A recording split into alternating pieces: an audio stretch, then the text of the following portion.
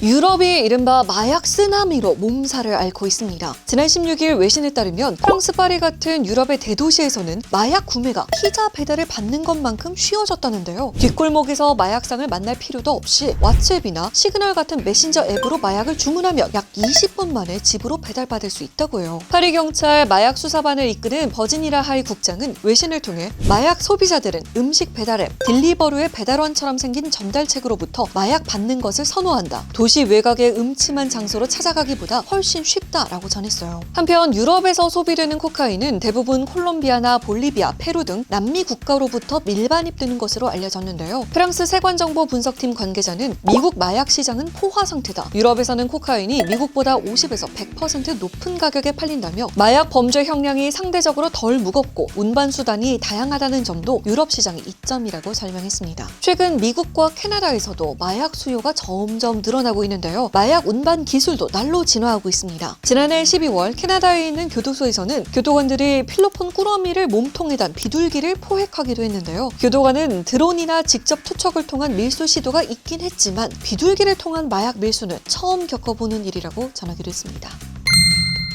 여러분 혹시 공유 전동 킥보드 타보셨어요? 쉽고 편하게 단거리를 이동할 수 있어서 많이들 이용하고 있죠. 그런데 전동 킥보드가 프랑스 파리에서 금지될 위기에 처했습니다. 지난 15일 안 이달고 파리 시장은 현지 언론을 통해 전동 킥보드 운전자들이 도로 규칙을 잘 지키지 않는다며 전동 킥보드 공유 서비스 금지를 검토 중이라고 전했는데요. 그는 이에 대한 의견이 극단적으로 갈려 있어서 오는 4월 2일 시민 투표를 통해 결정할 것이라고 전했습니다. 파리는 지난 2018년 유럽 최초로 공유형 전동 킥보드 서비스를 시작했는데요. 현재 라임, 도트, 티어 등 3개 업체가 총 15,000대를 운영 중이에요. 면적이 서울의 6분의 1 정도로 작고 길도 좁은 파리에서 전동 킥보드는 대표적인 근거리 교통수단으로 자리 잡았습니다. 하지만 사용자들이 종종 난폭 운전으로 인명사고를 내고 킥보드를 아무데나 주차하거나 센르강에 버리기도 해서 문제로 떠오른 거예요. 이에 파리시는 지난해 9월 공유 전동 킥보드 업체들에게 안전 대책 마련을 요구했고요.